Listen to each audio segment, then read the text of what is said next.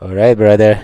All right, How you let's get doing, it started. buddy? Ready? Are we started? Are we We're recording? rolling, man. How's it going, bro? Everything is good, man. How about you? I'm doing good, bro. Happy New Year. Happy New Year. So here we are on the Riza Kavusi podcast. Hopefully one day on Apple Music and Spotify and everything and its cousin. All right. And then we become world famous and then we try to recommend ivermectin to everyone, you know? AIDS, ivermectin. Cancer, ivermectin. Oh, you got leaky penis, huh? Ivermectin. Everything, ivermectin. You know? Because why? Joe Rogan said so. Well, I tell you something. I want to start with this since it's my first podcast and I'm doing this. The reason I ask you to be here because you are my best friend. Right. You have been there for me during rough times, during tough times. And we weren't friends from childhood. I want to clarify for our audience, Yeah. We weren't like grow up together, No. You are from beautiful, heavenly island of Puerto Rico. Sure am. Amazing citizen of United States. I am from land of Cyrus the Great, Iran, the land that is going through rough time right now. And we're going to talk about that. And then we met each other, and how we met each other was helping veterans. Yeah. One of us still does that. Absolutely. It's, you're an individual that you served 23 years United States. 20 years. 20 years United States. 20 days. Hold up. 20 years and approximately 12 days, okay? Don't forget those 12 days. Yeah. Just pull that a little bit close to your mouth. Okay, a little bit closer? Yeah, a little bit closer. You just kind of, it's touching your mustache, that's fine. Because it's just, changing the screen. I got you. Is very important. It's not an easy job. No. If we say roughly about 400 million people live in the United States, give it a take. Yeah, about 350, about that. 1% or less than 1% of this country are in active duty of United States military.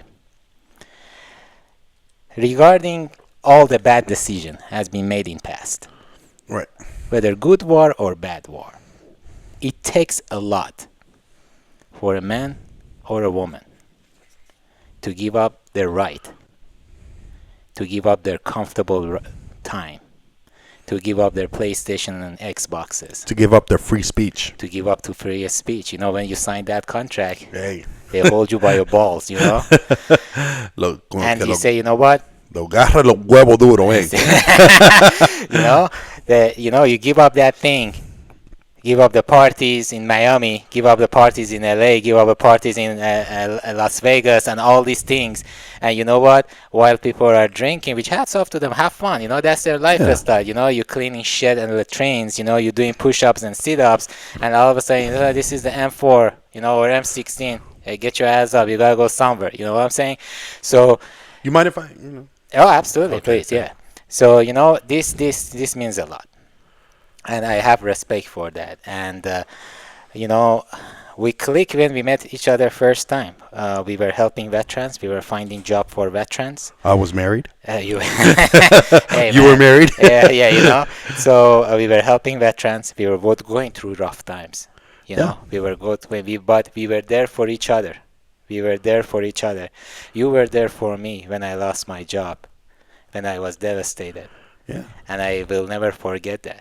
You were checking on me every day. I was helping you trying to find a new job. You will come pick me up, take me to a strip club. So it's so this is very special to me that you are here. Right. You're my brother, and I respect you very much. Tell the audience, what do you do exactly at this moment, and what do you do for veterans community? Well, right now, I don't want to mention my organization, but right now, it's one of the largest nonprofits in the United States. I am a senior career specialist, and I help veterans find jobs. And that's how I met Riza. We were both helping veterans find jobs. Sometimes successful, sometimes not. Sometimes have to deal with freaking great candidates, and some days not so great candidates. We'll touch on that in shortly about the not so greats. The Mr. Bad Conduct Discharge. Oh, woe was me. Why is all life breaking hell for me? But that's how I met RZA. And, RZA was extremely successful. He had some barriers ahead of him. It's crazy. You think that haters just exist in like some slum areas or in some kind of rap community or something of that sort. There's haters everywhere. There's haters everywhere, and they will hate you for your success because it isn't them. It isn't them. It just isn't them, and they'll hate on you. And it's the sneaky ones. They're nice to you in your face, but as soon as your back is turned, they want to throw a knife in it. And when you ask somebody else for help, they're not there. It's crazy.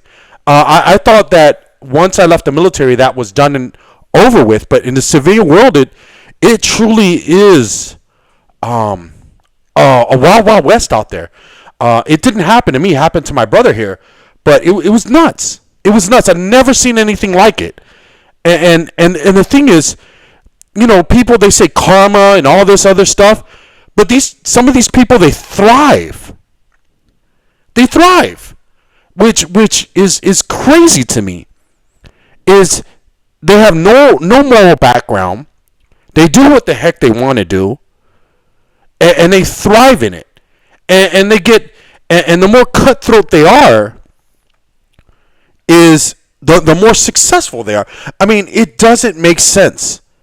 They say karma is a mofo, and it really isn't. And it just really made me retrace my steps, because as soon as it happened to him, it came around and happened to me. And I was like, what the heck is really going on? Fortunately, I made it past that, and I left that organization altogether. But it's nuts.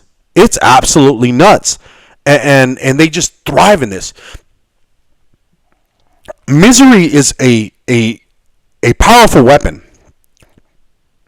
Misery is truly a powerful weapon. Is because you get these people that are miserable, and they want you to join in their misery, and they'll go through any means necessary to ensure that you're just as miserable as they are.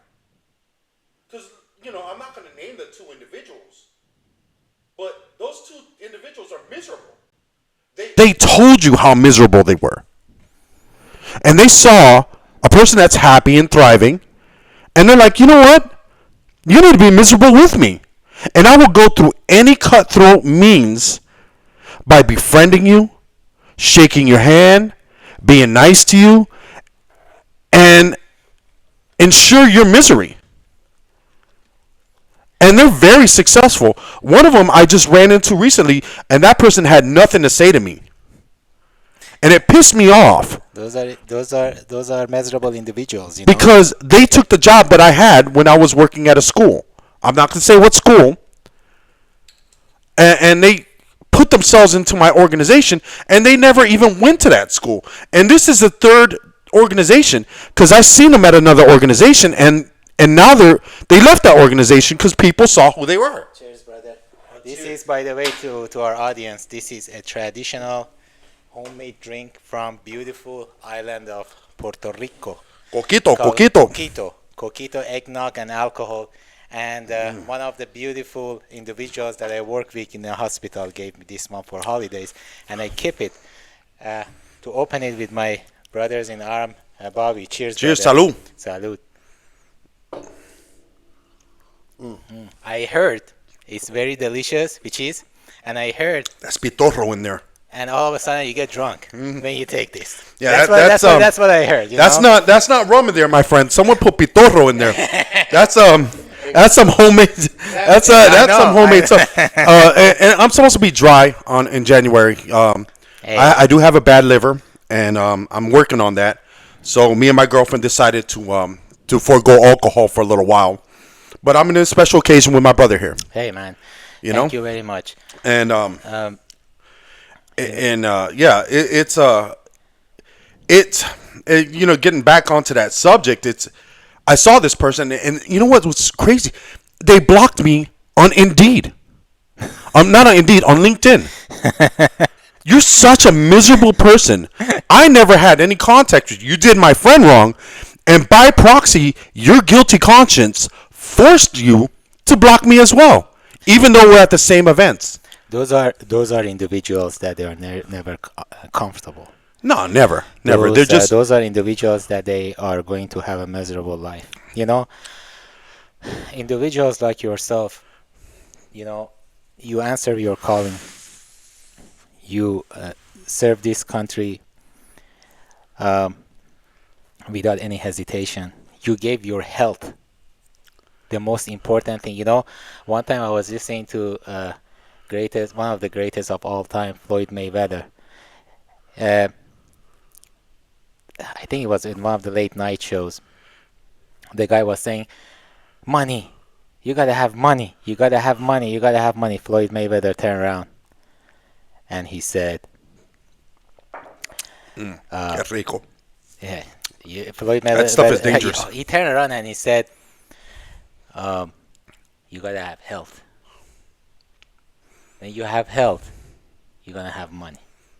And let me tell you about Floyd Mayweather. You know, I used to write for a boxing website called boxing101.com, and my thing was called Digging in the Trenches. You know, if you guys didn't know, digging in the trenches, we're soldiers. We dig trenches, but also in boxing, digging in the trenches means you got to dig deep, find that fight in you, dig to the body, dig in them trenches, get in them trenches, Correct. getting in, and so it had that, you know. And let me tell you, Floyd Mayweather, people talk crap. You know, he's not my greatest of all time. You know, mine is Sugar Ray Robinson. By the way, we gotta tell our audience, this guy is a box junkie. You wanna talk about history of boxing? You wanna talk about if you don't have a knowledge of boxing, he will wash you and put you on the corner. You know, I tell you right now. I could go back to the days of Sam Langford and everything like that, but with Mayweather, it's crazy. Is his body's a temple. He's never, even though he's gotten in his little bit of trouble and you know, finances here and there. He had issues after the Ricky Hatton fight where he had to get back in the ring again because that was his first time retiring. And then he came back, and of course the windfall from the Manny Pacquiao fight, man, the richest fight ever. The man's never touched a lick of alcohol. No, his body is a temple, and he maintains it that way. You have to have health first. I'm gonna work on it. 2025. Let's be real. 2024. I start off at 230, and I'm at 285 because my girlfriend cooks good. She's an excellent cook. Hey, look, she's a headache, Pagan, but I love her. She's a freaking. Let me tell you, she's a handful, but she is a fantastic woman. But you know, I got unhealthy. I really did. I overate, and let me tell you, Puerto Rican food is fattening. It is fattening. You guys are like Persians, rice and meat. Oh, my rice and meat. Oh my gosh. And I never forget that Christmas I was invited to your house and your mom prepared chicharron with the garlic inside. Oh. Chicharron, and you took it out of oven and it was cooking for whole day. Your mom came to your house, left it there, and she left. I remember that. Yeah. And at night, you were very drunk. And you were just taking it and putting it in my mouth right there. I never forget that. That was the first ever I tried chicharron. Chicharron is amazing food, you know. I wish you were here. You know, for Thanksgiving was amazing. Next Christmas is my turn. I gotta do a Persian Christmas. Yeah, hell yeah. You know, the kebabs and the zeresh polo and all the. I know. I took Rosie to Caspian. Really? She loved it. Really? Loved it. Dude, it's impossible not to love Persian food, you know. If you look at you know, a lot of our words and everything come from the Middle East. You know, especially some Arabic words. If you look at the word like in you know, me and Rizza both went to Arabic linguist school, so I went to Arabic linguist school. So you look at the word khamis, you know, and in Spanish it's camisa. and a lot of our words are very similar, and they derive from that region. If you didn't know, Persia is part of Mesopotamia and the cradle of civilization. Correct. And before 1979, it wasn't what it is today. Yep. It's I mean, King Rizza. I mean, There's a shot. literally. You know, it makes me happy. It really makes me happy that individual like yourself know history and talking about different history. One thing that I noticed when I moved to the United States, I one time I was visiting Hawaii and I visited Polynesian Culture Center, which I highly recommend to everyone that visits. Yeah, first of all, I used to read this book many years ago. I forgot the author. The title of book was Walking with God in America. America is one of the most beautiful, loving, welcoming countries in the world. And It really isn't. It really isn't. and then I was in Hawaii. I went to Polynesian Culture Center and I look at um, the way that different Polynesian cultures celebrate, how whether they go into the war, celebrate family. I had the opportunity to visit some Latin America and South American countries, and then going to Europe, Greece and Italy and all these countries.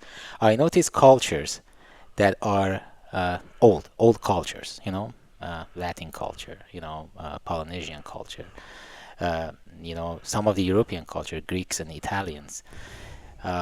We have lots of similarities because we come from those ancient days, family based, the food, the way that we act, the most stupid things we say, the things that we do, Exactly.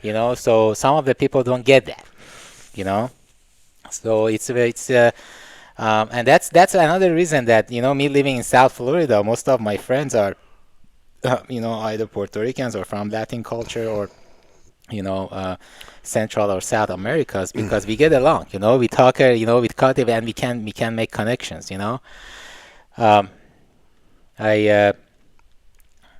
so it's one thing I want to mention about things that you do for veterans. You basically are you related to SSVF? Let's aerate. What's SSVF All stands right. Well, SSVF is more of the housing program. I am a derivative of the SSVF. It's part of the HVRP, Homeless Veteran Reintegration Program. We have a 3-step plan. Step number 1 is we house these veterans. We put them in temporary shelter until we can find them something more permanent, paying their first month, last month, sometimes paying up to 70% of the rent for up to 2 years. Get these people on their feet. After that, they have opportunities. Some of them take the opportunity. If somebody paid 70% of my rent, let me tell you, my rent is $2,100 a month, for a 1-bedroom. That's ridiculous. But if somebody paid 75% of that, I'm going to be working 2 jobs so I could possibly one day afford a house. Or maybe afford a condo or something. You have 2 years. We give them that. But once they do that, they get into our program. If they're able to work, a lot of them aren't. And we find them a pathway to success. We pay for their schooling. Because I'm going to break it to you. We have this portrait of veterans. That this poor guy, oh my goodness, he just ran into hard times. A lot of these veterans, and I'm not, I'm generalizing, not saying I would say a lot. Imagine if I took a gun, cocked the gun, and shot myself in the foot and suddenly blamed you for it. How would you feel? So we're looking at people with bad conduct discharges. We're looking at people that have foregoed all of their schooling, their privileges that they get from, and they shoot themselves in the foot. And then they're like, oh, poor veteran. I'm not saying that that's all. There's the older veterans don't have that problem. They served their time in Vietnam. A lot of them are older. They're honorably discharged. They just ran into some hard times where they got laid off, or the money that they get from their job isn't enough to cover rent anymore. Which is, if you look at it on average, that's about rent is about $24,000 a year. The whole point of having a job is so you can afford life. and you don't have that anymore. So a lot of these low wage work, it's just not cutting it anymore. At $19.23 an hour is what we were getting paid. At $40K a year, and then your rent is $2,100, and then your car payment, and then you got electricity bill. You have water. There's almost nothing left over afterwards, and it's even worse if you have a family. It just doesn't cut it. Social Security is maybe $1,000. So a lot of these people don't have it. But the ones that are able-bodied, they shot themselves in the foot, and they're like, repair my problems. Some of them are really down to fix the problems. They like, right. I made these problems, but then there's the others. Jumping Jesus on a pogo stick. The others. I had a guy. I will not name names, of course, and like I said, I won't name my program or anything like that. That we found him a job. Doing deliveries for a large company. I could say that, FedEx, right? I could say FedEx. Yeah. And he quit after one day. He's like, all I get paid is a lump sum of $150 a day. I'm like, brother, and I'm working from 8 o'clock in the morning to 8 o'clock at night. I'm like, listen, brother, it's the holidays. There's going to be days that when it's not the holidays, you might work maybe 1 or 2 hours. You're still going to get that $150. But he didn't have the grit. Grit goes a long way. Grit goes a long way. He didn't have the grit to maintain that. And he just quit after one day. I'm like, brother, you have 4 kids. Oh, I'd rather have them starve than do this kind of slave work. I'm like, are you serious? Both my parents, work 2 jobs apiece so we can get the hell out of the ghetto, man. I think this is the problem with most people. It's privilege these days. Think about entitlement. When I was in college, and I'm always thankful, despite coming from a family that they were always well off, and they had the money. I was in college.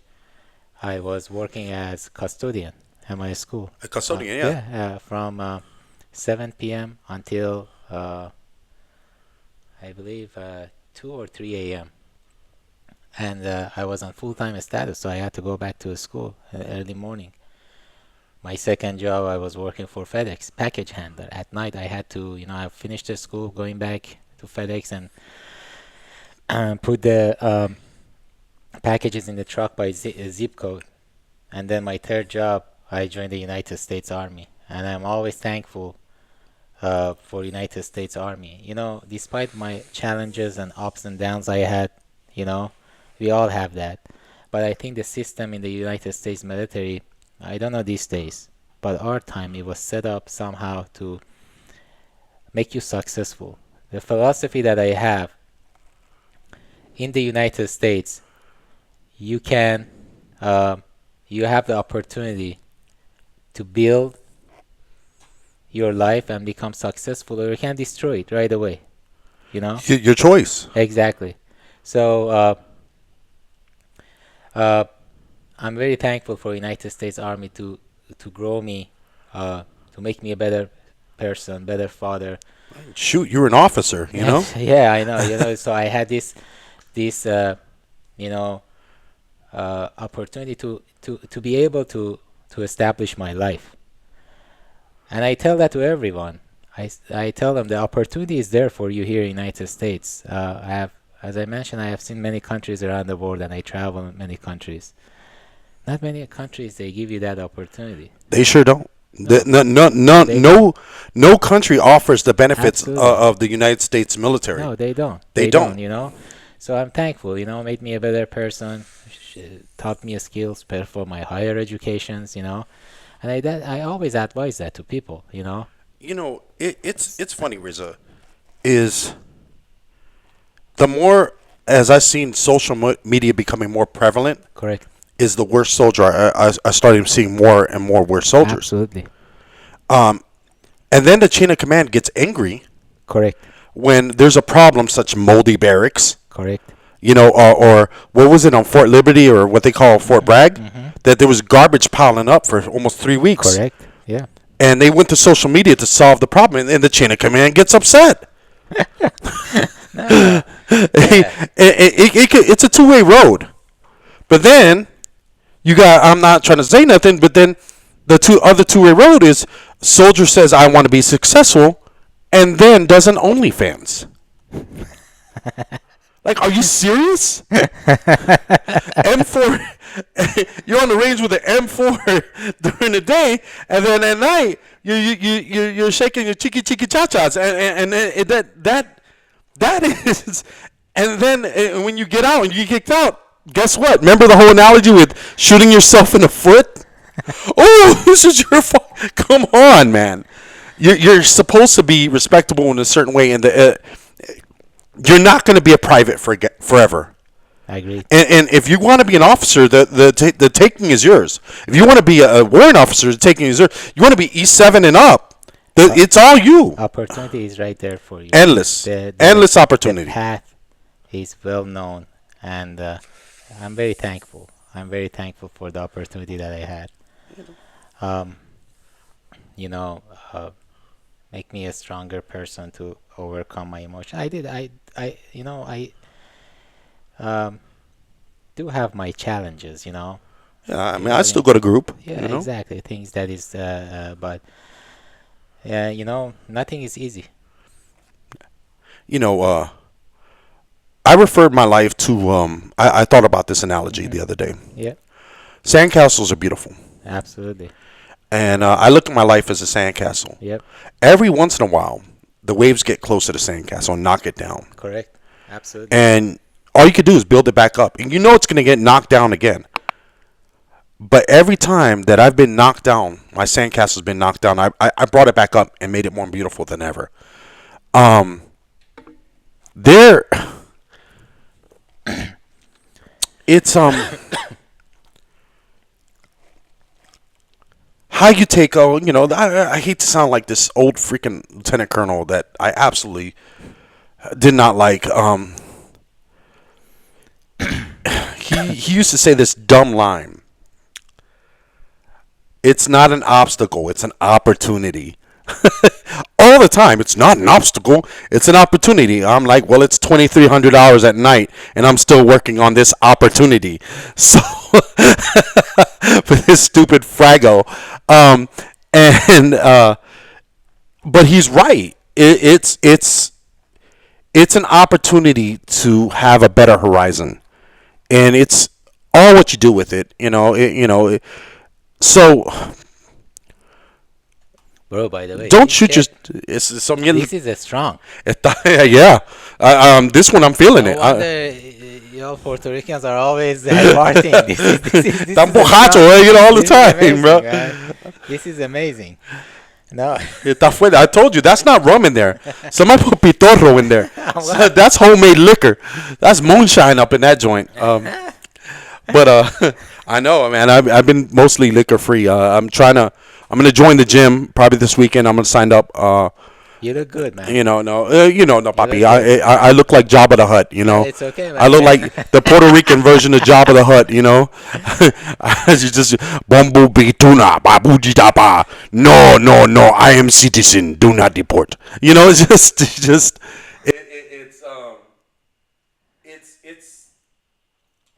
It's about if you shoot yourself in the foot, man. You gotta know you ain't nobody gonna be there for you. You gotta patch yourself up and stand up on your 2 feet. It'll heal, and plus chicks think scars are freaking scrumptious. So Yeah. it'll heal. It'll heal. Everything shall pass. And it's up to you. And the problem is we live in a day and age of laziness where it's Part of me. I can only hold your hand for so long. Part of me, I'm very happy. I'm very blessed that I,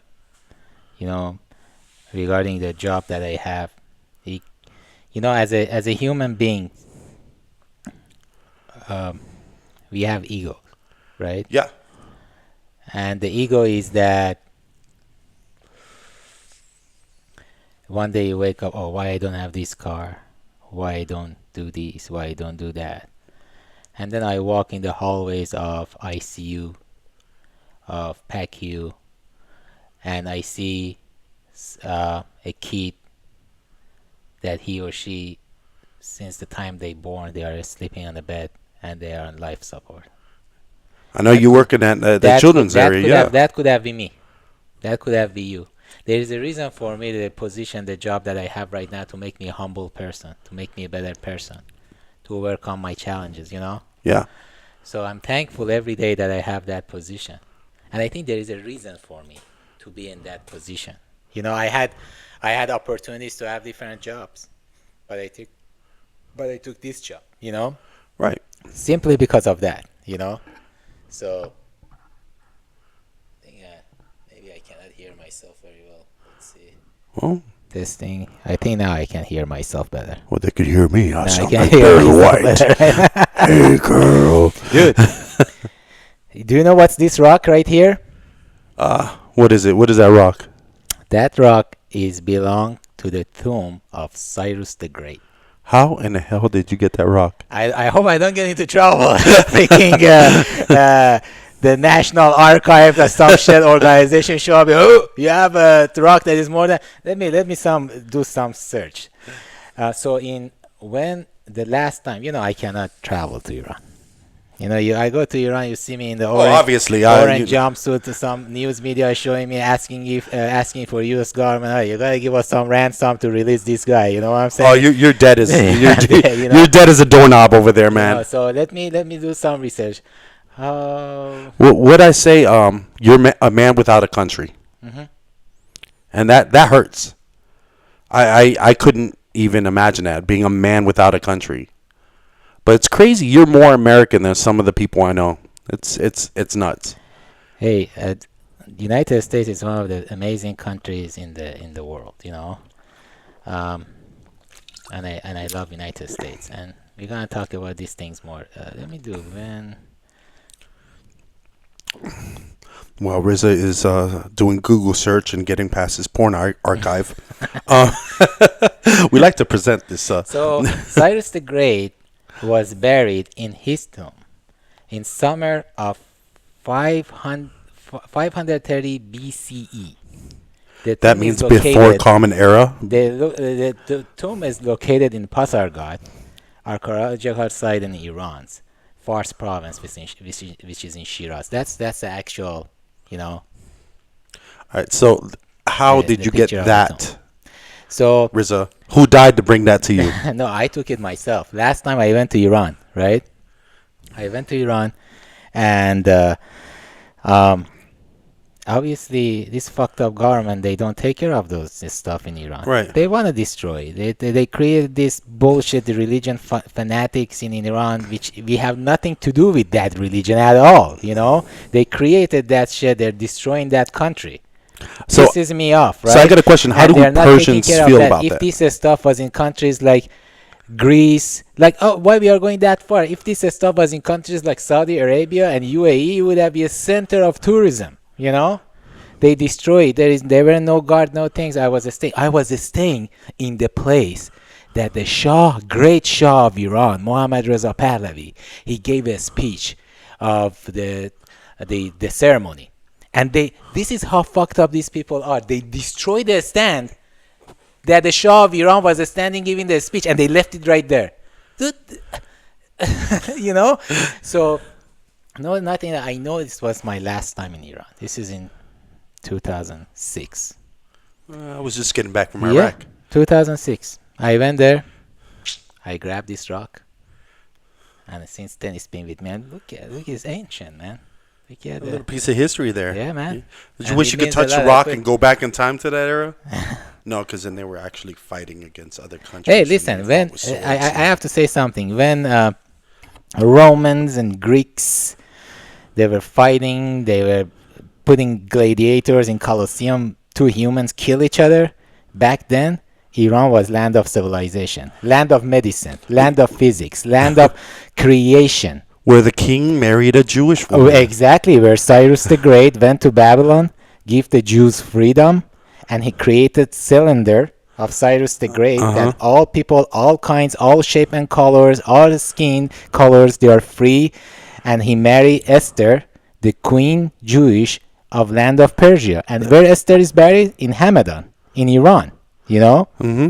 And founding fathers of United States, they used that model. It's documented. I'm Yeah, not bullshitting. a lot model of to countries use that create model. The Constitution of United States. Thank you, Jimmy Carter, for fucking up my country. Thank you, Jimmy Carter. You know? Yeah. Look, I'm not going to knock Jimmy Carter. He was a humanitarian. Habitat for Humanity is because of him. A lot of things, but you know, just like every other president, to include this current oncoming one and the last one who came off, they have their flaws. They have their flaws. You know, you had Reagan with Reaganomics, thinking that was sustainable. Then you had the next guy who said that was voodoo economics, who was H.W. Bush, Papa Bush, war hero. Then he came in. He said, we must invade Iraq. And he did defend Kuwaitis and the oil. And then freaking we had Mr. Getting a BJ under the desk, which is Clinton, who really fixed the economy using the last guy, H.W. Bush, economic pay-go plan. And then you had, you know, H.W. who said that. Then you had W, the son of H.W., who said that money is not ours. It belongs to the people. And next year our debt explodes. And, you know, a lot of them have flaws. Sorry to bother you. Can you give me one of those empty glasses? I want to have some of this limoncello. Yeah, we're going to get a little limoncello in us. This limoncello is So, This limoncello is from Positano, Italy. I was visiting Amalfi. Well, Amalfi. yeah, he got his limoncello from Pussytown. Let me tell you something. I love Italians. I love Italian culture. I love Italian people. There is history in every. Look, the smell of lemon, man.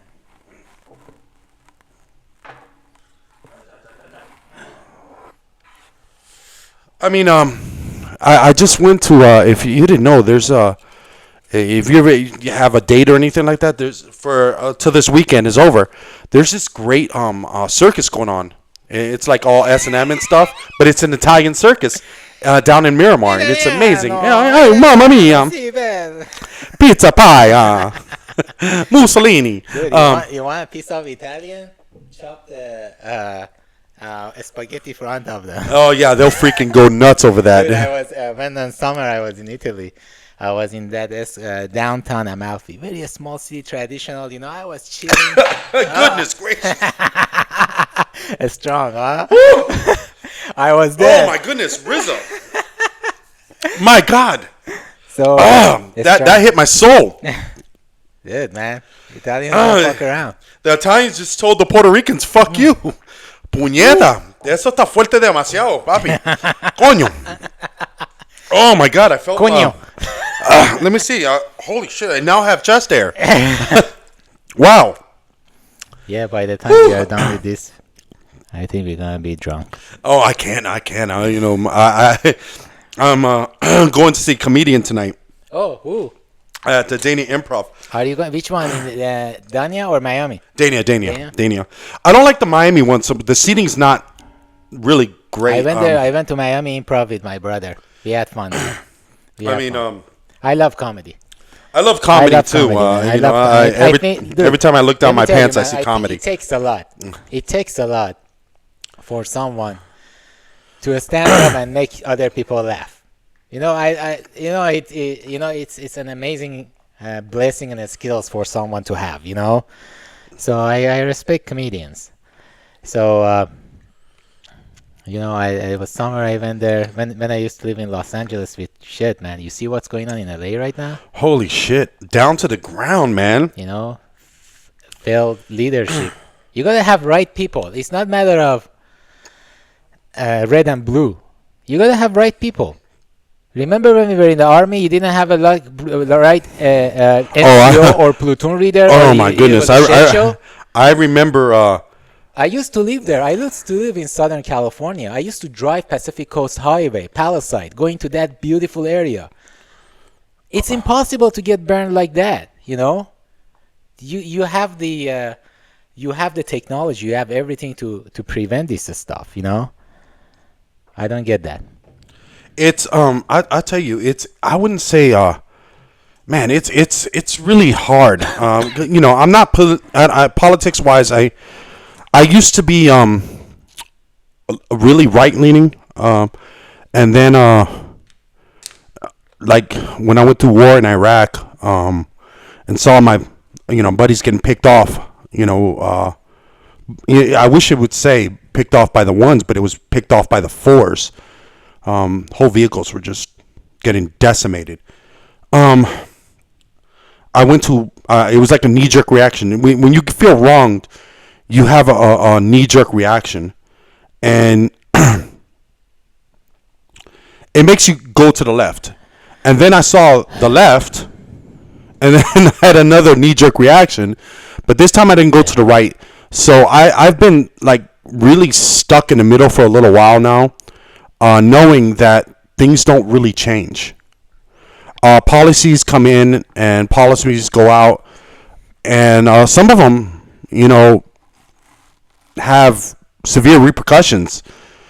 Everybody says it's in decline, but eventually something's got to give, and it'll implode on itself and reset.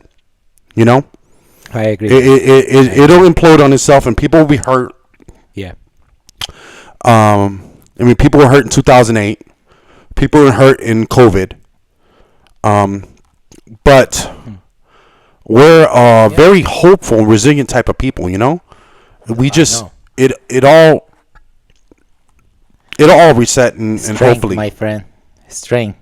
Yeah. You individuals like yourself are very tough people.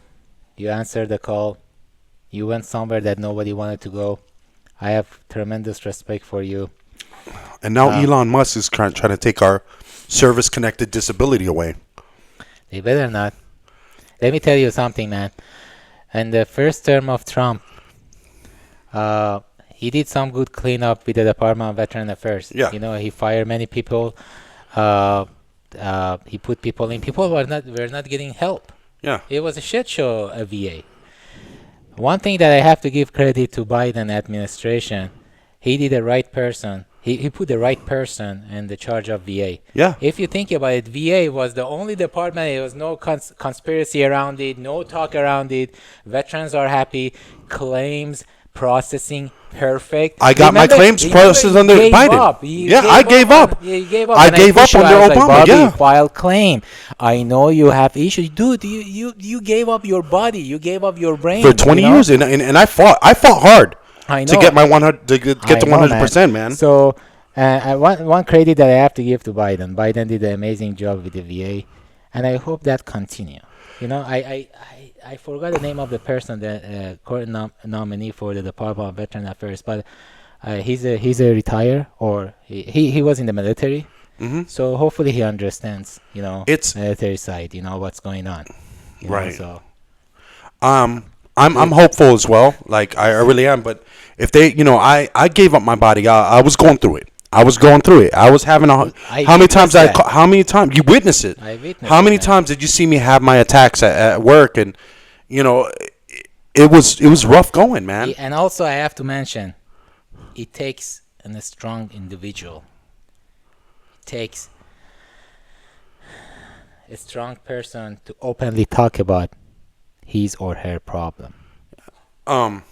So it is. You are a strong individual that you're talking about this thing. It's the hard part. I think the hard part is everyone's like the bombs and blah blah blah. It's I got bombed like so many times. It's ridiculous. I remember our whole chow hall went up in Falcon back in 2005. We got hit so many freaking times. You got used to it. It was when your buddies die. You're like, why am I still alive? Yeah. That gets me the most. Why am I still alive? Why? Why him and not me? I agree. I think Sergeant Bright, that still gets me, is that this guy was so close to retirement, had kids in football, and dies of the simplest wound. Like his foot gets blown off, and damn. And he looked down and died of shock. It's crazy. It's not that it's all cracked up to be. It's hard, and it doesn't hit you because as a leader, I was like, I did the wrong thing, and I discouraged mental health help. I did. What are you soft? Yeah, I know. Because Little pussy, you know? you have the warrior mentality. You have that Aztec mentality. You're a warrior. You were put on the ground to fight the bad guys, and you were best at your job. You know? So it takes a lot for a warrior like yourself to come here and any time Mm-hmm. talking about these things. You know? I know that limoncello is strong, bro. It is. Shit. I'm sorry, Rosie. I know we're supposed to have dry January, but That limoncello is very strong. Very strong, man. It doesn't hit you until you're done, because then the reality hits in. It settles in. You no longer have that support anymore. You're not getting that paycheck on the 1st and the 15th anymore. Yeah. You don't have a daily routine anymore. You don't have a uniform anymore. Correct. So you ask yourself, who the fuck am I? Mm-hmm. What am I? And then the second part hits in. What do I do? Mm-hmm. And then that's, you're airborne. If you didn't know, Rizza's an airborne ranger. That's when you hear the pop sound. You know the pop sound. NCOCs like me say. Yeah. That's the sound of your head coming out of your ass, or as they would say in airborne, your fourth point of contact. Then you're like, what now? And let me tell you, I didn't know what to do. I was a strip club bouncer at King of Diamonds. Everybody's, oh man, you got to see free. No, it was horrible. Bobby's love for a strip club. It was horrible because everybody. I was a front door, and everybody. It was a predominantly minority strip club of African American nature, and I was me and one other guy, I believe, was the only people of fair complexion in that club as bouncers, and it felt like we were getting singled out. Like every person wanted to fight me. Damn. And I had the knuckle up. I don't look. Look at me. I look like a freaking dork, dude. I'm like one of the happiest people walking around, stupid looking. And I hated to actually have to roll people up. It's not what I wanted to do. Then I graduate, and I'm like, honors. I'm like, I'm a class speaker. The speech you gave at your graduation. Yeah, it's called The Underdog. Look it up on LinkedIn. I'm very proud of you. And you know what I do? I'm a garbage man. Like, seriously, I worked at a place. This be a lesson for the individuals. That you had an NCO, retire from United States Army, serve in Iraq and Afghanistan, not sitting in the chow, going on a fucking mission, killing enemies, and gets out of Army and work for waste management. Let's think about that. I worked at a place called College Hunks Hauling Junk. So if next time somebody waking up bitching about, why I have to do this job, think about that the guy is not afraid of to do any job. And also for society, for our workforce that failing someone, but this guy didn't blame at anything. He didn't cry, I serve 23 years in United States Army, NCO, retire. I have disabilities, and I went to Iraq and Afghanistan. I actually did my job. I killed enemies of this country, and now I'm working for waste management. He got his ass up. He felt responsibility, wife, kids. He went to work, and he worked his way up to where he's at, to what is he doing, Part of it, the system failed. The system had to have right individuals to hire these veterans, to give them skills, to give them help they need. But also, he didn't sit in his ass to become homeless, to, become alcoholic or addiction to drug. He went to work. He's not afraid of saying that I was a garbage man, which, is a career, is a respectful job. If those individuals don't do it, who's gonna do it? Who's gonna clean your garbage in Miami Beach? Let me tell you, we dealt in bulk trash, and my back hurt. A lot of that stuff is heavy. And let me tell you, The biggest lesson I learned from my dad, who passed away a couple years ago, is salty tears don't pay bills.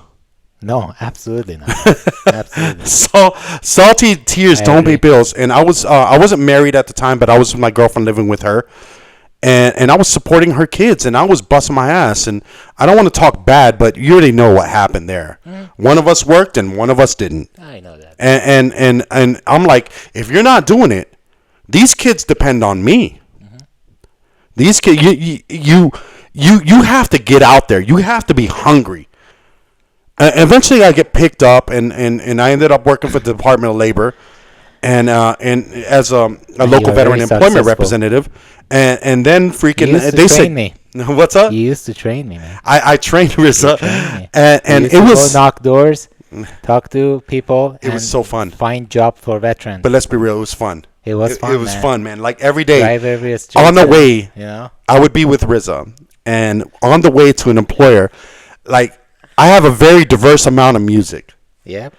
A very diverse amount One of day music. was Metallica. One day was Metallica. Slipknot, one day was Boricua. one day- Yeah. It was like, yo, some days it'd be techno, and it was really fun. And we made it fun. Riza got picked up, and then I ended up being a veteran of the quarter, and then I got picked up by a different organization. And let me tell you, man, my life has changed since then. It's still some days I have a hard, but I understand that. But once again, it goes back to salty tears don't pay bills. Absolutely. I agree, man. You know, what do we say in when I was a Fort observer? I was a Fort observer, which means I used to go up to enemy lines and basically blow them up. You know, I think there's 6,400 mils in a 360-degree circle.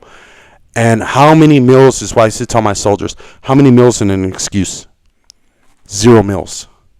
0 mils. There's 0 mils in an excuse. What you want is obtainable, and it depends.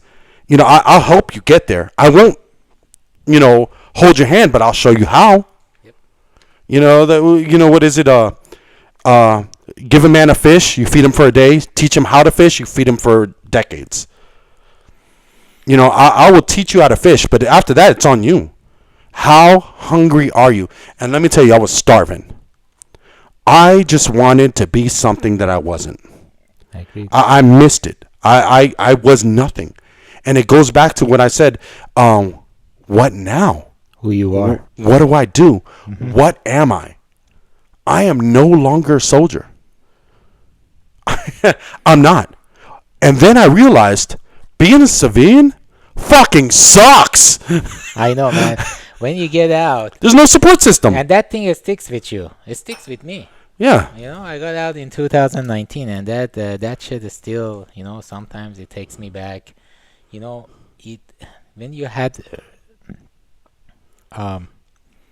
right individuals that they train you, Right. you have the certain mindset. Shit, this shit is a strong, man. Yeah, that's Coño, papa. This got me sweating. I increased the AC. Do you want more? No, it's the More alcohol. colder? No. No. How about the temperature? Is it good? No, I'm good. I'm good. I just want to rock and roll on this, because I'm on a roll now, I'm on a roll, baby. I'm on a roll. Yeah, man, I'm very happy. I think I started this podcast to be a coping mechanism for me. I was looking something to be able to, connect with my friends and using expertise. And I'm thankful for my brother, Ali, that he pushed me to start the podcast. He was a person that he told me you need to do this. It's something that we talked about for years, though. Yeah, for years. We really have, yeah. I all the time when I'm driving, when I'm working, I listen to any sort of educational podcast, funny podcasts, comics, and things like that. Yeah. And I make my own connection as an individual, it takes me back to some of the experience that I had in my own life. And I was like, I think every individual, especially combat veterans that are dealing with some sort of disability, Right. especially PTSD, uh, they have to find a way for cope. You cannot. Bobby has different way to cope than Reza. I have different way to cope than you. Right. Some people they go walk at the beach. You cannot rely on medications. You cannot rely on those chemical pills that like candies they send it to you. Dude, you pick up the phone, you tell your doctor in VA, I sent you something. Yeah. Go to You, Healthy oh Vets my and fill God. out the form and you said shitload of medications. Then what? Then I'm down. I cannot wake up. I cannot walk. It You can't changes my function. mood. I get angry, you know? Let me So, tell you. yeah. I gave Rosie one of my risperidone, and she woke up. She's like, "Where the fuck am I?" I know. And she's like, "What is going on here? I feel like there's a wall in front of me." I'm like, "Welcome to my world." Let me tell you. After my divorce, everybody has a coping mechanism. I chose alcohol. Yeah. And I was drinking myself, and I was finding myself drinking, and then, I did lose weight and go to the gym, but I was still drinking. Correct. And it was the same way when I first got out. I'm like, and I fell back in the trap. Like when I got out in October 2015, I did not know. I was stuck, and I was drinking bottles of rum Wow. like they were bottles of beer. Wow. And that's the most challenge that, I fell in people that trap. especially veterans, It's easy to fall back in that trap, man. 100%. Easy. 100%. Alcohol is such an easy way out. No, 100%. I agree, man. You know, I agree. I won't say so. I just recently I stopped smoking weed. I will honestly say that marijuana is absolutely magnificent, but it's not for me because I'm weak sauce. I'm what you call a one-hitter quitter. Like I'm a straight. I ain't gonna lie. I'm a straight girl. No, I feel like that. one hit. I I'm like know. this, and I am non-functional. I know what you And it helps you sleep like a son of a bitch. But God, when I mean I am non-functional, I'm up You there. gotta- you What gotta is the be- world? Right time. Yeah. And it takes, to be honest with you, you just can't suddenly smoke weed and know what you're doing. That's not how that works. Weed, what do they say? Repetition is the key to mastery. And that applies, I know this sounds silly. Repetition is the key to mastery, and that applies to weed as well. So you see people who smoke weed and are relaxed and functional. I just didn't. Dude, that's my brother. He's functional? Bro, he has smoked weed. He goes out for like 8 miles run. Like how? I can't. I did that once. I went to the gym. I was like, fuck, I cannot do that. Some people, my brother is very functional. Yeah, some people. Yeah, because Yeah. some people like me. No way, man. Like one hit. Like I remember I went with Julie, of course. You know, 'cause- and her brother Danny, and we went to a gentleman's club, and I was so freaking wasted. I was like this. And I did not mean to. And I was putting money, and this girl was hitting on me, and she was everything. And I just, here's your last dollar, just go away. Yeah, man. Like she was hitting on me heavy. I'm like, and I was so non-functional that I was like, you ever had it where you're so high that you're praying to God that this would end? I think I was so high that I was like, dear baby Jesus, let this end right now. I have done nothing wrong to deserve this. I'm like, who did this? Who made this so strong? Why are you so angry at me? No, I agree, man. I mean, but But I would recommend weed over anything that the VA gives you for those drugs. 100%. I think there, there's better. There's got to be something special better, interest man. group behind it. They do not want to legalize that to be access to the veterans. It's not. I don't think it's an addicting drug. They're using all. they're using like ecstasy now, and they're using shrooms to try to like alleviate these things are helpful. Yeah, very And helpful anything that and is not helpful, addicting. there's some freaking conservative Christian that's like, oh, that's against God's way. Yeah, And you using this stuff. It helps you. Is to be honest, in many cases, oh, save thank you for the marriages. vape. What's that? Thank you for the vape. Yeah, you're welcome. You Um, know, uh, I Rizza, there's got to be a better way, man. There's got to be a better there way, is man. better ways, man. There is better ways, but These when drugs you don't have work. lobbyists, when you have a special interest group, That are I selling always it. use this example. You know who got their shit right in our world Ooh. so far among all the countries? Scandinavian countries. Norway, Sweden, Denmark, Finland. These countries, they got their shit right. They take care of their people. They're peaceful. They, knock down homelessness and things like that. And you know, they don't treat drug abusers as criminals. Absolutely, absolutely. And guess what? They, when you have a special interest groups, I think, every major podcaster, I do not want to echo people, but I'm saying this one as someone, as a veteran, as someone that has struggled in past, that it's not, humanly thing to since you are a billionaire, a millionaire, and you are some lobbyist and you are representing XYZ company to destroy someone else. Listen, whether you believe in God or you don't believe in God, whether you are, I don't know, any kind of religion exists out there, Right. at one point of your life you're gonna die. And I don't know the philosophy behind what's happening in the next world, even if it exists or not. I have no I hope idea. it does. I hope to see my dad again. But yeah. I know your connection with your dad, and Yeah. I know, but it's not the right thing to do.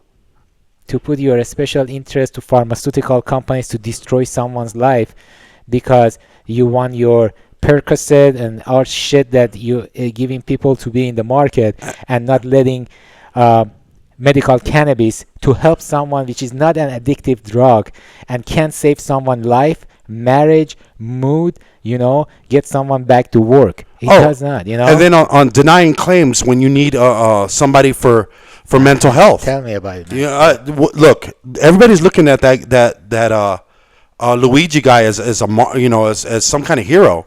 I'm not gonna say taking the life of somebody else is a hero. I will never say that. Yeah. But See, hold on, see. You can see my face because it's gotten out of control. Now look at these people in California right now, LA. How it's funny I'm very that sad right what's before the happening to fire. LA. I love California. California alone can be the richest country in the planet. It is the This is the sixth. state that up north you got the snow, come down to the beach, you got desert, you got oil, have everything. you got gas, you got everything. But look what's happening to And California. I it- love California. I used to live there. I love California. California is the sixth largest economy Shoot, in the man. world by itself. Right, the wrong decision. It's all about And let me tell you right now, State Farm, I could say that, has Yeah. denied 75,000 fire. They canceled fire insurance for 75,000 people right before this shit. bro. Why we are going that far? Look at our insurance here in South Florida. Shit. Look at the car insurance in South Florida. Look at the homeowner insurance in South Florida. I think they take advantage. You got an area like South Florida that get hit by hurricane and flood, and they make it tricky that part. But the rest, everything is okay. You can have a homeowner insurance, I give it to you. But flood insurance, you gotta go through this, you gotta go through that. This is how much it's gonna cost you because the shit gonna come down between, September to November. Right? You know what I'm saying? And then California, it's about earthquake and it's about Fires. Exactly, fires. They make it tricky on that part. Why, dude? My philosophy is, one day you are going to leave this world, and no matter what, you will held responsible in the other side. You gotta answer someone. And what do you have to say? You know, That's not a right thing to do. corporate greed is crazy, isn't it? 100%. It's crazy. Absolutely. And you look at it, it all started. What's that guy from General Electric back in 1981 when he fired everyone? and it was business first. Look, I'm not saying anything bad about Reagan, but when the all the tower people went on strike for the airlines, he said, "F you, I'm not backing the unions. I'm putting freaking soldiers in there." Yep. Well, Like- I remember that. Well, I wasn't. I was a baby back then, but my undergraduate major is aviation science. Yeah. And one of the captains that was teaching us, he told me about it. That's a ballsy move. You wanna, sometimes in summer when I travel to Greece and visit my family there. It was few summer ago I was there, and it was a union lockdown in Charles de Gaulle Airport in Paris, Right. and it came up to my mind. Reagan had balls to do that. He had You wanna balls. leave? He had Get the hell balls. out. I'm gonna hire someone else to do that. You cannot shut down my airports because all of a sudden you want something. Sometimes you gotta do these moves. Air traffic controllers, you have to. Look, I'm not disagreeing, but I am disagreeing. Is everyone deserves a fair wage? We have gotten in certain states where the minimum wage is still $7.50, man. It's That's fucked up. disgusting. That's disgusting. No wonder people in Miami. no wonder everyone has OnlyFans account. Shit. If I lived in Arkansas, South Arkansas, I would have an OnlyFans. This OnlyFans is another shit, bro. Oh, brother. Dude, I mean, those days are over. That you are a guy.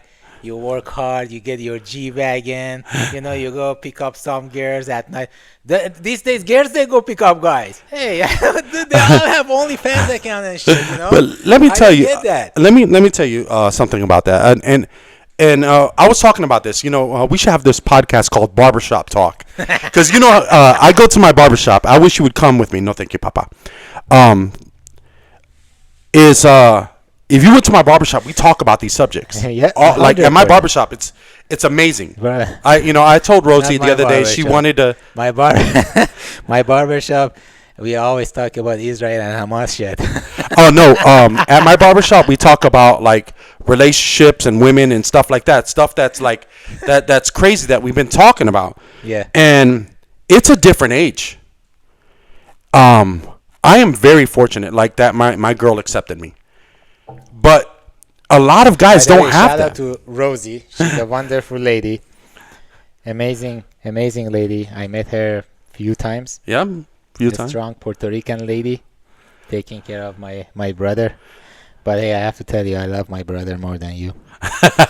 There is a special relationship between me and my homeboy. So no matter who you are, I love Bobby more than you. And you heard Bobby? Yeah. But let me All right, sorry, man. let me break it down to you. Yeah. Is you can have a 3.5 on Tinder. Straight up. 3.5. And you could swipe right and they won't swipe right on you. They won't. They'll just completely be like, nah. Because remember back in the day before all this Tinder, you used to go to the club and, used to mac on chicks, and there was always that one thirsty guy, let me holla. And then we come up and try to holler. Well, that guy's swiping right on everything. He's swiping right on everything. And he's all in there. So it's taken that little 3.5 and inflated her ego to a 10. Brother, let me tell you, before I met Rosie, I was talking to this one chick, and she didn't show her body on the freaking on the pitch. Man, I got on FaceTime. Oh my goodness, bro. There's a dinosaur sitting right there. Eh? Bro, it I probably, know. that's old saying, it takes you 2 trips to haul ass. This girl, man, she I hate online dating. it's like she threw up from her neck down. And that was her I'm like, you rejected me. And she's like, she eventually swiped right or whatever. And she's like, look how many dudes is all up in my inbox. I'm like, man. And it's all the holla guys. And it is like social media has just blown up the heads Yep. of some of these women. And some men too. Some men. Because some men is like, yo, I drive this car and I got this and blah, blah, blah. And look at me flexing. People don't know how to be humble anymore. I agree. And social media has just destroyed it. Can you imagine that you go to this club You go to his club, and there's this and it's called fat shaming now. We can't say it fat shaming. We gotta make sure it's body positive. Yeah, no, And you got Baby Shamu in the freaking club, and you're like, hey, what's going on? And or you don't even talk to her, but suddenly you jump online and she's right there, photoshopped and everything, and you think you doesn't even look like the same person. You swipe right, and she rejects you. Can you imagine that? She got 3 teeth, 2 in her mouth, 1 in her pocket, and got hairy nipples. Like, yo, seriously. No, I know. It's crazy. It's crazy. We are living in crazy times. It's crazy, man. Because of my job and all activities, I take vacation every 3-4 months. I just like to go to different countries, Right. to see different countries. But in the weekends, if I get friends invite me and things like that, I go out. Shit, man. It's a different culture, man. It is crazy. I used to go out, enjoy, have drink, but damn, man, Bobby, these days it's like the intentions are different. Here's the funny part: is these women. Where the good men at? Where the good men at? Where the good men at? Have you look at yourself? Have you see yourself? Let me tell you where the good men. Are you a good person that you're looking for a good man? Papi, can I tell you where the good men at? They're in Colombia. They're in Thailand. They're in other countries because they got tired of the bullshit here. Yeah, absolutely. Like, I make good money, and and for the longest it felt like I was not a millionaire, and so I couldn't get that quality woman. Let me tell you I something. make good money. I'm not saying I'm rich. Yeah. But freaking hell, man. When God bless I have who I have now. When I go to Europe, well, mainly Southern Europe, Greece or Italy, and I visited Colombia, the respect that you get from people in general, Yeah.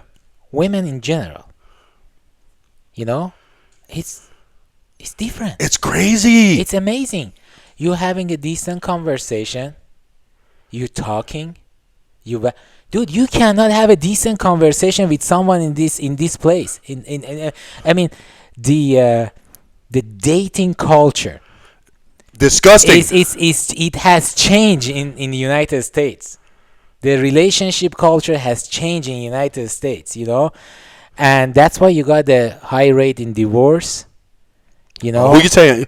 Who you telling? I love marriage so much. I get divorced twice. Exactly. All this shit going on. It's really hard, and the thing is, it's a double pronged sword. Absolutely. It really is. So you get someone here. Like I said, I'm very fortunate. Look, me and Rosie, we understand that relationship is work. It's hard. It's hard. It's really hard. But it's in the end. Hopefully, one day that's my one. That's what I pray for, that I have some stability and happiness. Everybody just wants a little piece of happiness. But then you go to, these other countries, and do they really love you, or they love you for what you can provide? That's crazy. Well, you cannot measure that overnight. You cannot say that. But when I was in my last trip, I was in Italy, in the coast of Amalfi. When you have this conversation with different individuals, I didn't feel that they want me because I'm visiting from United States and others. They enjoy a gentleman conversation. Yeah. Having that conversation as a man, not bullshit conversation. Here I go out. The first thing they ask you, what do you do for a living? Oh my God! What did I ask you for? I mean, come on, man. And what do I do for a living? It's none of your business what I'm doing for a living. Did I ask you to come out with me? Did I ask you to go, on a date with me? We are having a decent conversation. I don't know how some people do it, to be honest with you. Dude, I don't. And you're living with your mom. And you're living with your mom. I was invited to one of the neighbors' house about a year ago. And the guy asked me, he's like, "Hey Reza, you never asked me what I do for a living." I said, I don't ask people what do they do for a living. Why I have to ask you?" He's like, "Well, it's I asked you first time I met you." I was like, and I give you my answer. I don't have to ask you. I do not want to ask you because at one stage might change my relationship with you because what you are doing for a living. If the subject want to come up, it will come up, you know? Mm-hmm. So, I just usually there's two things that I. So what did you use? They asked me what do you used to do. I'm like I was a soldier, and they said, "Did you ever kill anyone?" I said, "Only if I'm hungry." And the second line,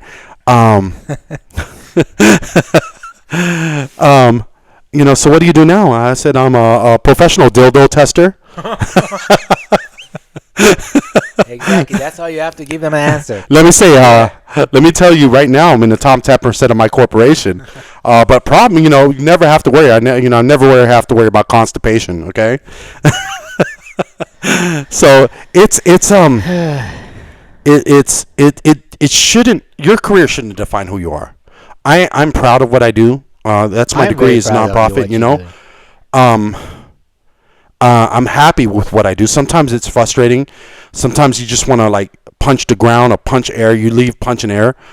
But sometimes, man, the other day, man, this one veteran, and I've been working on her for like about a year plus, and she has her medical assistants. She's medical assistant, and I had a meeting with somebody from the VA and MEPS.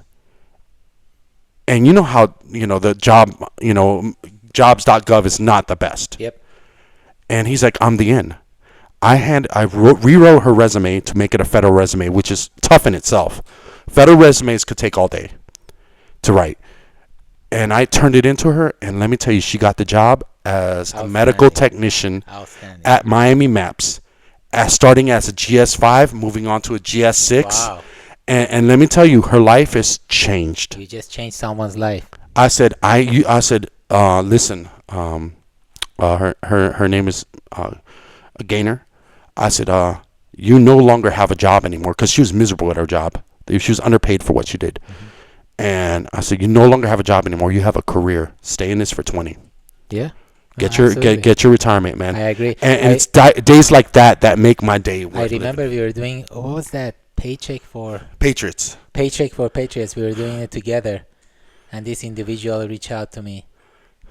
He's like, Reza, do you remember me? I was like, no. He's like, you found me in the park. I was homeless. Look at me now. I'm a project management and construction. There's some things that I'll never forget in my life, and that was one of them things. Man, I'll never forget for my life. We endured our life in hell over there. Yeah. And if there's a heaven, I hope I'm paying it forward. Because I'll be honest with you, Riza, between me and you, I was not a good person. I know, but listen, man. I was the devil over there. Well, you're a warrior. You're a warrior, and you did what you have to do. Yeah. That you did a job that nobody was willing to do. Let's say that. Let's be honest. You did a job that not all the mans, in the term of actual being a man, can do those kind of jobs, and that's why there are less than 1% doing the active duty in the United States. I'm telling you. And you are one of them, man. Hey, man, I'm just You're a warrior. It's not easy to walk around in freaking streets of Baghdad and Mosul and Anbar province. So the audience that might listen, these are the places I've been. Yeah. So, you can look it up. I was in Haditha. I was in Heat, Ramadi, Rawa, Al Qaim,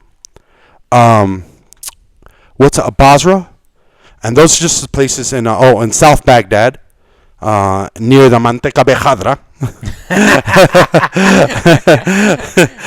there's I don't remember a lot of Arabic. I remember 1 minute, please. You know, balazakma wahid dakika. So, but you know, wahid. But you know, I do remember some, but.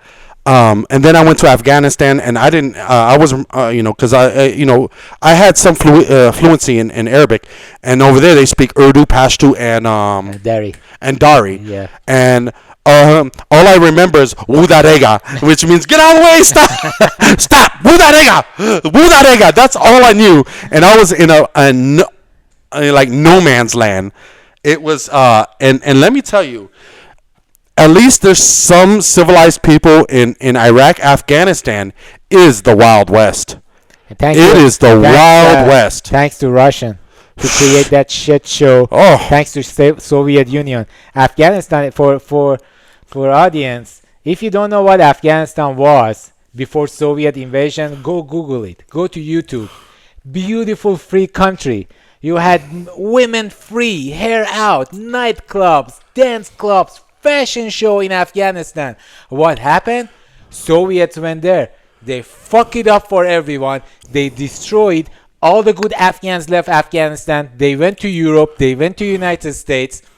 What happened? It became a tribal country. United States government, they gave weapon to Mujahideen to fight the Soviets.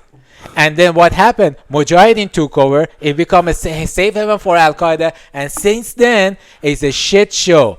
It's no civil. You cannot. I tell you, as someone that's been in Afghanistan, you cannot fix that country. You know, when I was in Afghanistan, we were training Afghan commandos, and I was attached to Navy SEAL Team 8. So at night we were teaching them how to clear rooms and shit like that, so we could go on a mission, right? And I was yelling at them, translating, yelling, and this SEAL guy came to me. He's like, "Hey, Reza. Don't yell at these guys, man. In 5 years, we have to fight them." And guess what? He's right. He was right. Look what happened. Look what happened, man. You know, people could years, bro. People could blame Joe Biden for that. They can, but I won't. It was gonna happen regardless of who was in charge. Yeah. You know. 21 years. Yeah. Who you telling, man? I'm just saying, it was what happened in the end when that goat fuck happened in Iraq too. Yeah, 100%. It was a goat fuck both ways. 100%. And no matter who's in charge, it's just so easy we live in a country that's so divided, man, that it's so easy to they're like this. Everybody's pointing at each other. Like there's no mutual ground. There's no nothing, man. Like it's crazy. You know. I'm toward the middle, a little bit to the left, because I do believe in trans right. I have a trans son. I'm a little bit to the left because of that. You know, we are not a Christian nation. First off, we're not. There was supposed to be a separation of church and state. I don't know where the hell that happened. It got misconstrued somewhere. We're not. And we used to be coming together, like, you know, you had Ronald Reagan and you had Tip O'Neill. They would come together. You had Newt Gingrich and Bill Clinton. They would come together. And now you have Nancy Pelosi tearing shit up on the freaking on the counter, and it just doesn't stop. So damn disrespectful. Disrespectful. Dude, you don't like the guy? That's fine. Why you are doing that on a stage? At the end of the day, you gotta have a respect for office of presidency. And let me tell you something about that. You might not like the guy. You might not like the guy, but that's not the way to do it. Look, you know? I want to say something about. Go ahead. Look, I'm a registered independent voter. Same, absolutely same. I did vote for Trump this election. Right. For a variety of reasons. I think it's the right time. This is my personal opinion, and I know you will respect my opinion. Absolutely. I know you and I, we have our differences in political standings, but but this is how it's looked like. Civil conversation. Right. You know? I did voted for him because I and I voted Kamala. I know. In my opinion, it was the right time for him to take over. Why? because of so much shit show nonsense spendings in our country, of so much projects that are not getting done. Dude, look, okay, I know one thing that at least we are good compared to different countries. We have our sector of governments. You got city, county, and so on and so on. But have you been Miami International Airport? Dude, it looks like a third world country airport. Oh, who you telling? It's a disaster. Yeah, you ever been there at 5 in the morning to see the flights to other foreign countries? It's crazy. I give that to the Puerto Rico, a beautiful island, a heavenly island. If any other countries, advanced countries, had Puerto Rico, would be a tourist heaven. Why we are not taking care of that? Let me tell. You're talking. I mean, but also you're talking about Canada to be part of United States. We know That's. I know it's a bullshit talk. Let's be honest. But why don't you make Puerto Rico a state in the United States? So they have budget, they have more representative, they fix the problem. It was what, a couple of nights ago they lost electricity entire island. Yeah, my sister and my mom was. It was insane. I can't believe that. With Luma. Here's Saudi Arabia had an island like Puerto Rico. Right now, people would, I gotta go see that place. I gotta go see that resort. I gotta go to UAE. They have an island named Puerto Rico, but it's only 2 hours away from Miami. Why you're not taking care of that place? It's crazy because it's a crazy dynamic over there. Excuse me. Is Puerto Rico used to have government run electricity called Prima, and then after Hurricane Maria. They said it was more inefficient, so they brought in Luma, and which is by far worse. It's a private organization, and on top of having worse service, they charge 3 times as much. There's a lot of problems with Puerto Rico that it's going to take a lot to fix, because you had you had I forgot his name. You had one governor who just borrowed off toxic loans and just kicked the can down the road just to keep freaking the government running. Kind of like what we're doing now. Some of the countries they did in Europe, like what Greece did in about 2009 or 2010 in Europe. And eventually it will implode. And it did. Yeah. They took, instead of, they had $1 billion for education, like, to go to University of Puerto Rico. There's, great universities. They slashed that budget to $500 million. I'm like, holy shit, are you crazy? That's crazy. That's crazy that you're denying education now. That the first thing you take out is education. It's nuts what's going on in Puerto Rico, but we will implode. And it was either gonna, you either have the reason why I voted, Kamala is lesser of the two evils, but I'm just saying, Joe Biden, like, first off, when Joe Biden, people liked Biden initially until, he started, but Kamala was not liked. She was not liked from the get-go. So you just elevated somebody to be a candidate without asking the constituents if they like her or not, and said, here you go. Of course she's going to lose. Nobody liked Kamala because they could see right through her because she comes off as fake. Check this out, man. When you are a robot, when you are not people's, our society has changed. Our way of life, our thinking has been changed. When you don't have right individuals to lead, of course, at one point in a stage, people will get up and they try to solve the problem, So it's a slippery slope.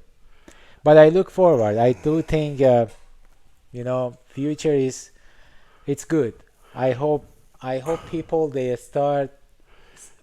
stop throwing each other under the bus. That's not going to happen. Give the man a chance to work. Some of his movies is coming out regarding California fire. Yeah, he was right. He's like, why you don't clean the forest? And instead, they did a budget cut. They did a budget cut, Here's the thing: is it's not going to change. Not. We have to wait for. It's a waiting game to find out the right candidate, because we just got some of the same old shit that made us divisive in from 2016 to 2020, and we're about to go through it again. It's going to be a shit show. I'm completely good with that. I know it's going to be a shit show, but I'm completely good with that. I'm fine with that, It's going to be a shit show. People are going to be more divisive. People are going to be pointing at each other, calling them, Republicans and libtards, and it's not going to change. That's not going to change when you got the guy echoing the same sentiments. There's no, it's so stupid that you have someone that's in the highest, level of government, name calling. That's dumb. Hey, sometimes you. We have never seen that. Me and you, we do the same shit, bro. I know, but neither. I name call everyone every day. Can you imagine if I was a criminal and I got elected to the highest office? Hey, that's crazy. I'm gonna counter you. The guy is not a criminal. Come on, man. Listen. I know at the end of the day, you and I, we're gonna have some jujitsu stuff, but look, we've been going this one for about 1 hour and 30 minutes right now. Before we leave, I want to But let me say something. Notes real quick. This is the first podcast of many. This is the start of this podcast. I want to thank two sections in here.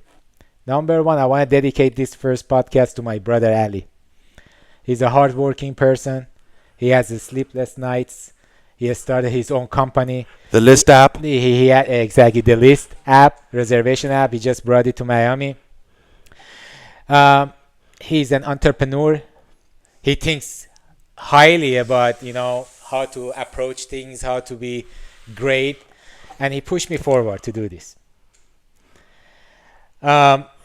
Second thing, I want to dedicate this podcast, and especially this first episode, to the families of those individuals that they lost their mom, their dad, son, daughter, brothers and sisters, to whether you agree with those wars or not with the wars, the individuals that they serve in the United States military.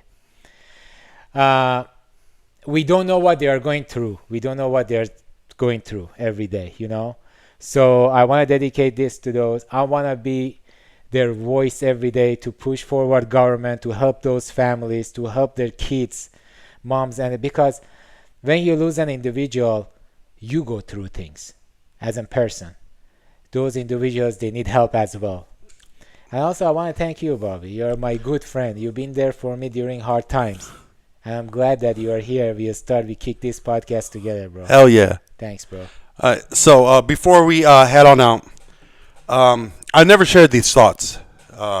Something that made me, Tell me. that came along the way. So it's if you notice, this has been going on for a long time. Oh, damn, man. So the first one, number one, I am the master of my own destiny, and it is something that no one can take away from me. Number two, God created hell, not the devil. Is God truly love? Mm-hmm. Number three, the only thing that matters in life is that you are loved and that you love others. Number four, living with PTSD is a journey in life where the most horrific images, live in your head in a perfect loop. Correct. Over and over. All it takes is a sight or a sound that takes you into a dark place for hours, sometimes into days. Correct. And all you could do is have a stiff upper lip and have the grit to bear this burden with a grin, knowing that inevitable will happen where one day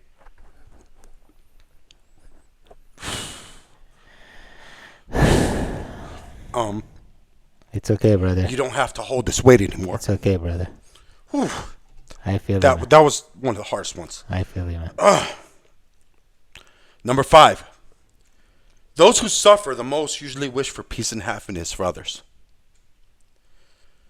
Number six, misery is temporary. Love is forever.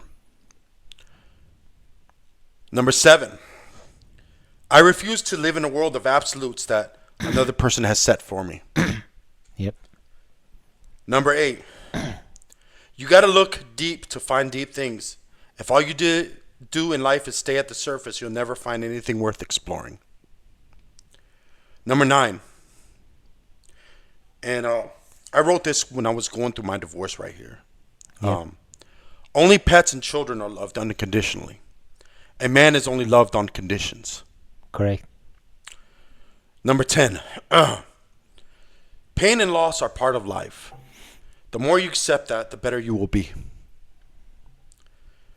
11. Intuition sees through elusive intent. Number 12. And once I said I was going through a divorce, so bear with me. I'm not crying because of you. You're not worth it. I'm crying because my delusion of who you were was shattered by the truth of who you are. Number 13. Put that. This one. Pull that mic a little bit close to you. All right. Yeah. Thanks. This one got me through some shit, man. And it comes from a Bible verse. I have fought the good fight. Cool. I have finished the race, and I have kept the faith. And number 14. I shine brightest in the dark. I am there because I am there, but cannot be seen. To have me costs you nothing. To be without me costs you everything. Who am I? I am hope. And last number 15. Adversity doesn't build character. It reveals it. Outstanding, man. I love you, brother. I love you too, man. This was a great podcast. I'm glad I'm here. Let's do it anytime. Anytime you want to come here. Mi casa es su casa. All right, man. Thank you, bro. Sorry I got choked up, man. No, that no, PTSD one gets me, no man. boundaries here. And that's the reason that I wanted to do this, because that's my coping mechanism. What you just said, I'm going to apply that. It's not because of this is I feel comfortable for doing this, you know? Yeah, man. It's crazy because we've both been in that dark place, man. Absolutely. And it's a scary place. My advice for everyone is to find something that you can cope, you can be successful, do great things with your life, you know? And I'm going to leave it on that. All right. Thanks, everybody. Thank Bye, you. everyone. Blessings Thank you to all, much. man. Thank you. All right. Bye.